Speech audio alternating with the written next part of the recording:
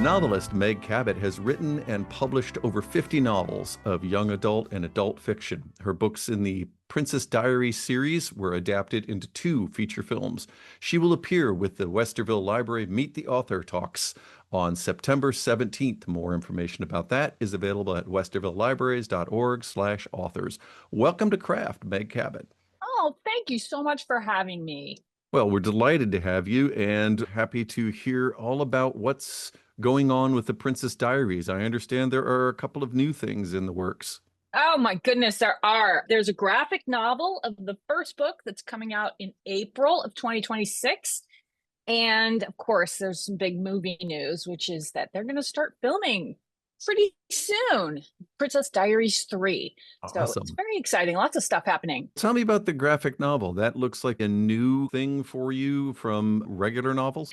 Yeah, I've been doing a graphic novel here and there. I got to take the DC Comics graphic novel writing course at DC University a few years ago, and it taught me how to write graphic novels. So I've been having a lot of fun doing that. I adapted the first book in the Princess Diaries series into a script, and then a very talented artist named Bethany Crandall has been illustrating it. Hopefully she'll be done in time for publication. I think she will, because I'm done with my part. Now she's got to do the hard part, which is all the drawing, everything I told her to draw. It's always great to blame the co-worker for anything that's going to go wrong. Yeah, right. Yeah, it's her fault. No, she's great.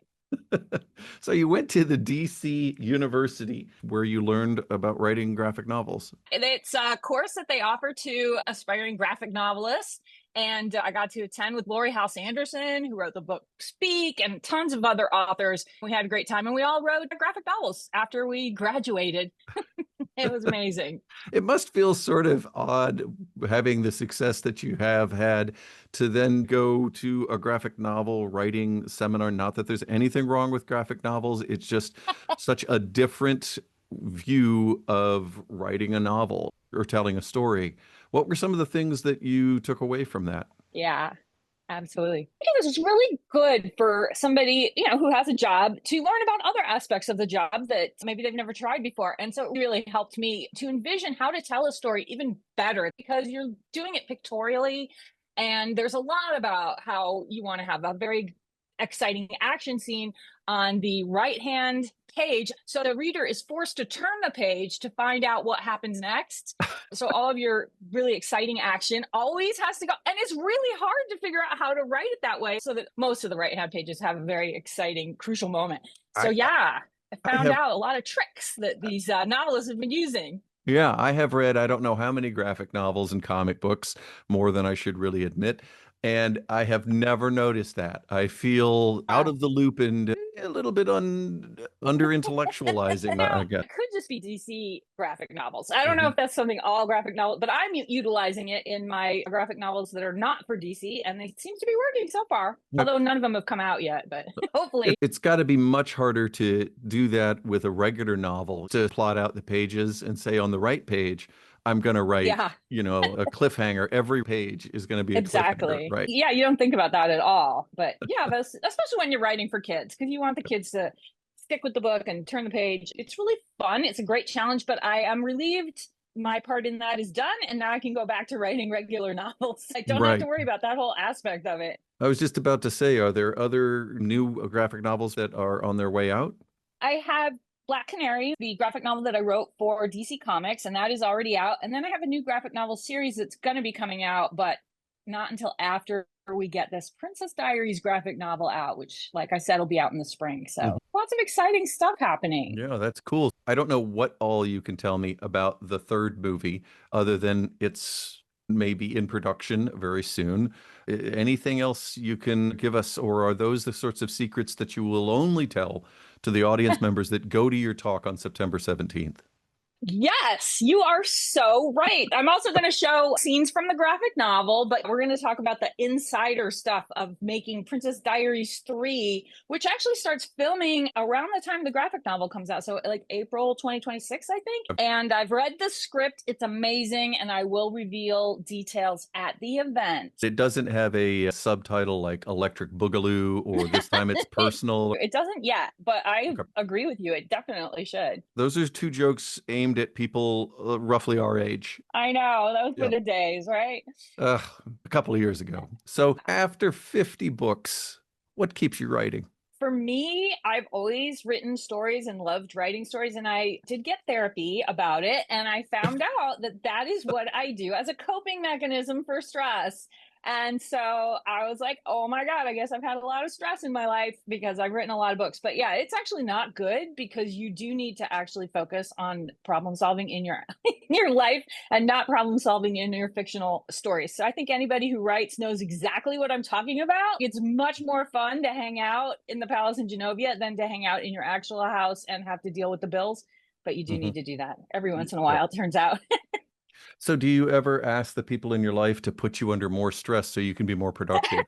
Is that I haven't had to do that because it's just happened naturally. I think they might be relieved that I'm working so much and they don't have to talk to me. this year maybe your most productive ever?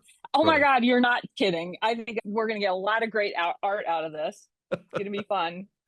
So Yeah. As long and as they let us put it out, then it'll be great. yeah, We'll talk more about that at the event. right. Are there other things on the horizon that you're saying, oh, this is what I'm playing with doing in the far horizon? Well, yes, Doug. It's like you live in 2025. We're all doing this, right? I'm Yes. like, okay, I need to make sure that my schedule is fully booked for the next 4 years. No, yeah, I do actually have a sequel to an adult book. It's a book for adult readers, I should say. It can go either way. I It's up know. to you. I actually don't know when it's coming out, but I just handed it in. It's a sequel to a book that I wrote a while ago called Enchanted to Meet You. And the sequel is called The Magic We Made. It will be out probably next year, sometime in the Okay. fall, maybe. Yeah. So, And it's about witches. We need a little magic right now. yeah, and you've covered witches, you've covered vampires, all kinds of different things. Are there otherworldly characters that appeal to you that you might do in the future? I really went through a ghost phase. So I wrote a whole series called The Mediator about a girl who sees and deals with ghosts. That one is getting a lot of film interest right now, but I don't think I'm going to be doing another book in that series because I'm going to be moving on to mysteries. For some reason, I'm really enchanted with the idea of getting justice at the end of the book Hmm. because you don't seem to get it so much in real life. So, any kind of books where the hero or heroine solves a crime and then the criminal actually goes to jail, that's my jam right now. So, I'll be writing some of those. Hopefully, people will buy them. Yeah, I think we all would like to see some justice in the world. Yeah. That is an excellent Yeah. thing. I think So, that's kind of why true crime podcasts are so popular right now because at the end, generally, the bad guy gets caught, and that's a good feeling. yeah, that is an excellent feeling. What advice Yeah. do you have for authors starting out in young adult? I'm curious because you've been in this genre for a while. You've got one book celebrating its 25th anniversary soon. If you were starting out now, what are the things that you would want to know, and how would you make that knowledge work for you? Well, it's a tough business. And I was lucky because I managed to get a job out of college that gave me a lot of free time to do writing. Well, it was actually kind of a receptionist job. So all I had to do was answer the phone. In my free time, I wrote. I think it's really important for aspiring writers to make sure that you're financially in a good place. And aren't anticipating that you're going to have a huge bestseller. It took me many years before I was able to quit that job and write full time and support myself with my writing money. I think that's something that aspiring writers don't think about, and they need to. I'm so glad my mom forced me to take typing in high school. She was like, you're going to be somebody's administrative aide, so you need to take typing. And it worked. I was able to get great jobs with my typing skills. That also enabled me to write on the side and not have to take my work home with me. And that really helped. I think that's a really important thing. And then also just write all the time and don't let rejection get you down. I was rejected so many times. I think the Princess Diaries got rejected something like 30 times before somebody finally agreed to publish it. Wow. And I Awesome. always Awesome. say, what if I'd quit? What if after that first rejection letter, I quit and didn't try to sell it anymore? You can't be like that. You've got to keep trying because you never know what's going to happen. Yeah, and we might never have seen Anne Hathaway with frizzy hair. When she first started filming that movie, she came out onto the set like that, she told me, and people thought that was her real hair. And they were kind of whispering, like, why did she get the part? I don't know if it's true, but I've kind of heard rumors about it. I may have heard something similar Yeah, or I read think that recently. she's Yeah, talked about it in magazines and stuff. yeah. I assume that she's been able to move on from that and find satisfaction elsewhere. I Right. think multiple covers of Vogue has cured her of any insecurity she might have about that. I'm looking forward to my first Vogue cover, and then I'll feel a whole lot better about Oh, lack of hair. God. I just don't know why we all don't have one, but we deserve Yeah. it. I understand at least one high-ranking film had himself put on the cover of Time and hung it up in his office before he was on the cover of Time. So I have heard about that yeah, jinxing. who knows? Who knows? All right. Well, Meg Cabot, Okay. thank you very much for talking today. We are really looking forward to you being at the Westerville Library on September 17th, talking about the new Princess Diaries graphic novel and the maybe not so secret third movie that people will have to go to the talk to hear you give some information about. Absolutely. And I'll be signing books. If you want to bring books from home, that's okay. I'm happy to sign it as long as maybe let the people who are buying books go first. Yeah. Oh, I thought you were going to say as long as this one I wrote. Oh, I've signed a lot of people's books. Sometimes kids can't read that well, and I've signed dictionaries. It's great. I love it.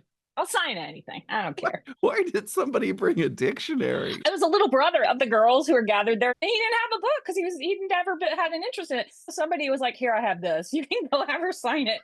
So I signed the dictionary for him, and I was like, "Yes, I did write this." I mean, basically, we've all written dictionaries, right, as Yeah. writers, because we've used every word. So I figure, yeah, I wrote Okay. it. Why Well, not? now you've inspired this young child to start a concordance of your work and make sure that you've used every word in that dictionary because you said you wrote it. Exactly. Oh my God, I haven't even gotten to the Z's yet, but okay. Yeah. Thank you. Okay. All right. Meg Cabot, thank you very much.